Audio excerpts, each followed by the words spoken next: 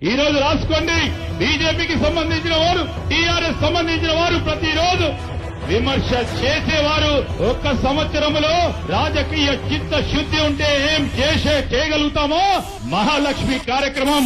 ఉచిత బస్సే గాని, రాజీవ్ ఆరోగ్యశ్రీ 10 లక్షల రూపాయల కార్యక్రమం గాని, గృహజ్యోతి కింద 200 యూనిట్ల ఫ్రీ కరెంటే గాని, సిలిండర్లు 500 రూపాయలకు ఇచ్చడమే కానీ, ఇందిరమ్మ ఇల్లు మొదలు పెట్టడంతో పాటు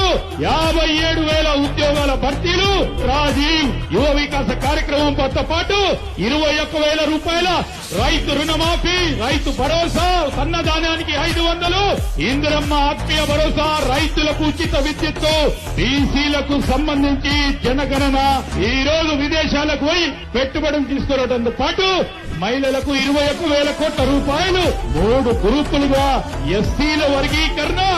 young India skills university, young India residential schools, diet cosmetic ఛార్జీల పెంపు, గిగ్ వర్కర్స్ సంబంధించిన ప్రమాద భూమి, గల్ఫ్ వృద్ధులకు 5 లక్షల రూపాయల ఎక్స్గ్రేషియా, కొత్త సిటీ నిర్మాణం, future city, regional ring road నిర్మాణం, ఉస్మానియా ఆసుపత్రి నిర్మాణంతో పాటు మెట్రో రైలు హైదరాబాద్ లో విస్తీర్ణ, మూసీ నది పునర్జీవనం కార్యక్రమంతో పాటు తెల్ల రేషన్ కార్డు ఉన్న ప్రతి ఒక్కరికి వ్యక్తికి 6 కేజీల చొప్పున